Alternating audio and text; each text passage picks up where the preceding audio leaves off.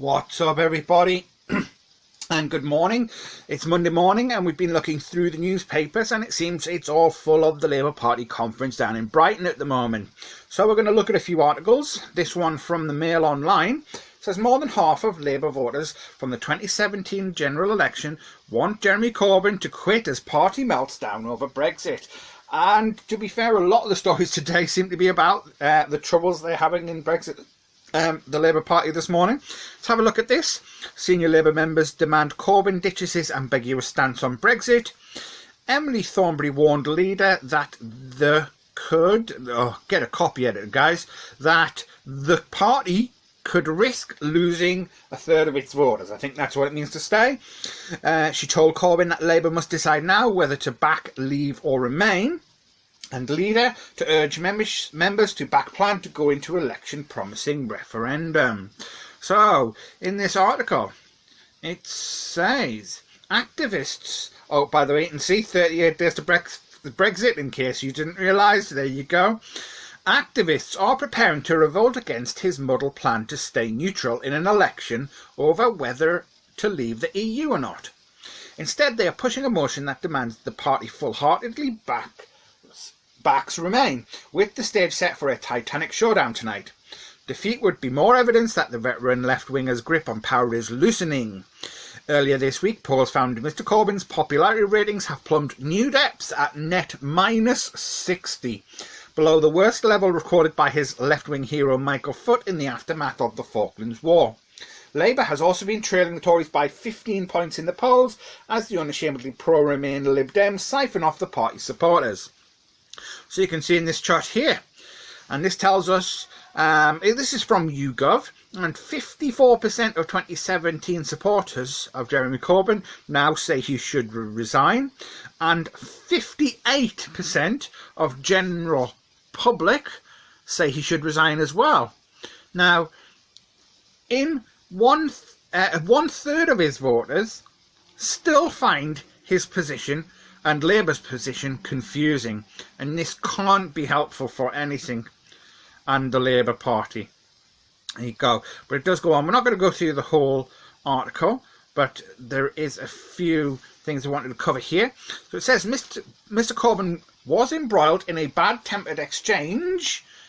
Surely it means exchange, yes. Again, copy editor, please. So Mr Corbyn was embroiled in a bad-tempered exchange with the BBC's Andrew Marr yesterday as he denied his time as leader was coming to an end. In an interview, he said rumours of his demise were wishful thinking from critics, suggesting they included Marr himself.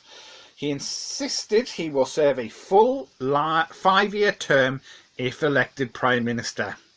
I think "if" is the big word we're looking at there. Anyway, moving on to this article from the New Statesman. A very good article by Stephen Bush, actually. We're going to have a look at some of the arguments he makes in here. So, Labour is voting on a Brexit policy, but the party wants the media's attention focused on Boris Johnson. But looking at the papers today, it doesn't look like that is the case. So, Labour has released a video accusing the media of downplaying allegations that Johnson has ties to a US entrepreneur who was allocated public money. Labour delegates will today decide the party's Brexit policy after last night's compositing meeting failed to produce a consensus between the pro-Remain majority and the various opponents of an unequivocal anti-Brexit position. It means that 3 contradictory Brexit positions will be voted on by conference delegates. There are essentially 2 desired options as far as the Labour... Sorry, a bit of a hiccup there. As far as the Labour leadership is concerned, for conference delegates to vote for all 3, which would mean that while the party conference would have set a strong pro-Remain signal, it would leave the Labour leadership with the freedom to interpret those contradictory mandates as it wished, leaving the way clear for the middle ground position on Brexit in the manifesto. That's an option being seriously considered by several of the major trade unions as a way to avoid a direct confrontation with the leadership, but to send a signal about their desire for a referendum rerun. Another, significantly more unlikely option is for the party conference to reject the pro-Remain position entirely. A victory for the leadership, yes, but a dangerous signal to send to Remain voters about where the party is at. And then there's the nightmare scenario, very interesting paragraph, in which conference delegates rebel against the attempts to manage the floor and reject the leadership's preferred motion but endorse a pro-Remain position. Yeah, so that actually says a lot to it. It's obvious that if they vote against him, I think Corbyn's time is limited. He can't rule over the Labour Party if he's going to be disrupted on this. It says, all very dramatic, but the Labour leadership thinks that all the eyes of the media should be focused elsewhere, on Boris Johnson and the Sunday Times allegations that he failed to declare his personal ties to an American entrepreneur who was allocated thousands of pounds of public money while Johnson was mayor. Now, they might want this to happen, but looking at the news cycle today, that's not what's happening. Looks like Labour is a far more interesting story. So Boris Johnson is obviously declining to comment on this, no surprise there. And the article goes on in this paragraph. It's obviously more significance, the Boris Johnson story, than the 400th round of Labour's Forever War, but Johnson's good fortune is that it's coming out at a time when Parliament isn't sitting and the legislative time can't be used to set up tricky votes or difficult questions for the PM. And this is absolutely true.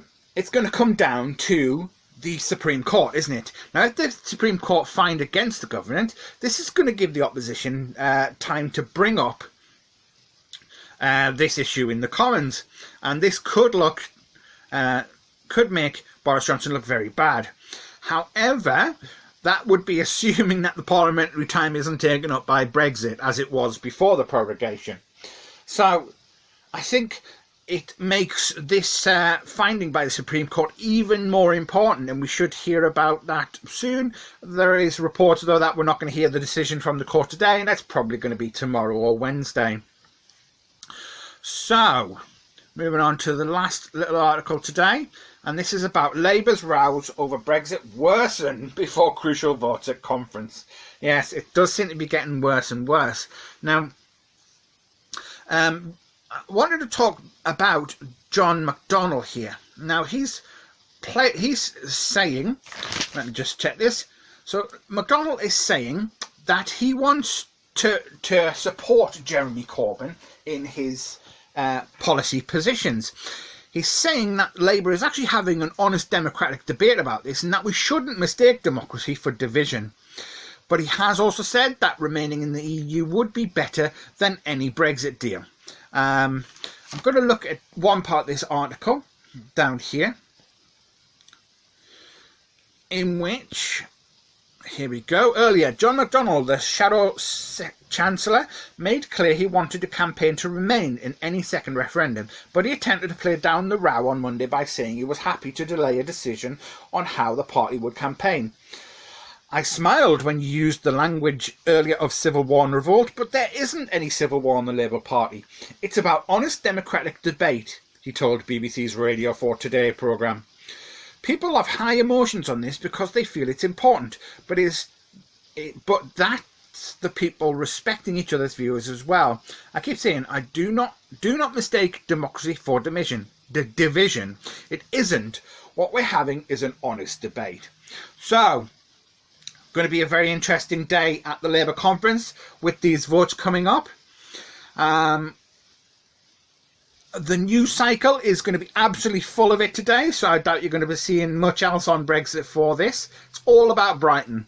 So the question is, what are we going to see here today? Could the vote against Corbyn Could there be a vote against Corbyn for this nightmare scenario as they're talking? And as Andrew Marr is suggesting, could this be the beginning of the end for Corbyn? And another question we should be looking at is, really, who else have they got? Who's going to be strong enough to take over that party? Anyway, thanks for the view today, guys. Like, share, subscribe and comment below if you appreciate what we do.